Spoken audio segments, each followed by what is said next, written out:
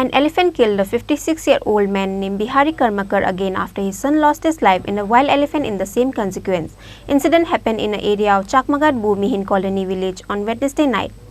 An elephant killed a 56-year-old man named Bihari Karmakar on Wednesday, again after his son was killed in the same consequence 2 years back. The local people of the Bhumihin colony village were in a state of shock and scared by the incident. With the information came to know that a 56-year-old man, Bihari Karmakar from Telemara Chakmagat Bhumihin colony, was on his way back returning from a funeral on Wednesday night.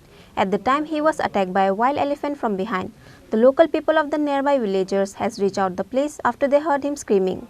The wild elephant has run away after the villagers moving forward to the place. Later, the local people took Bihari Karmakar to the Telemara hospital. However, Bihari Karmakar passed away at the hospital, says the doctor. কোন জায়গায়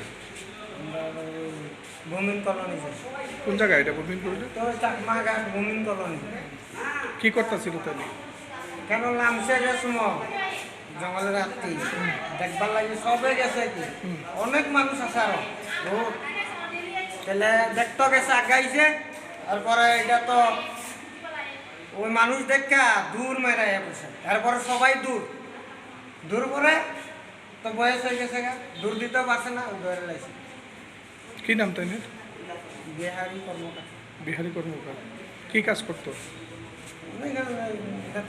কাজ করতো মানে দিনমজুর তো কয়টার সময় হয়েছে ঘটনাটা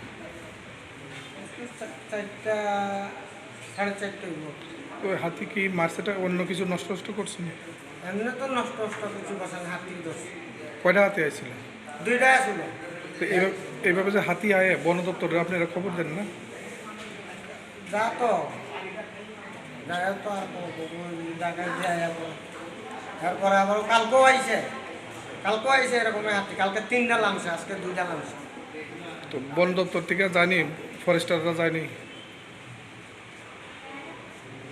আয়া পরে বেশি সময় থাকে না যে জায়গাটার নাম সে হাতে এই জায়গাটার নাম কি তা ভূমিহীন কলোনি হই হ্যাঁ The dead body of Bihari Karmakar was delivered to his family members. Bihari Karmakar was killed by a wild elephant after his son passed away in the same consequence.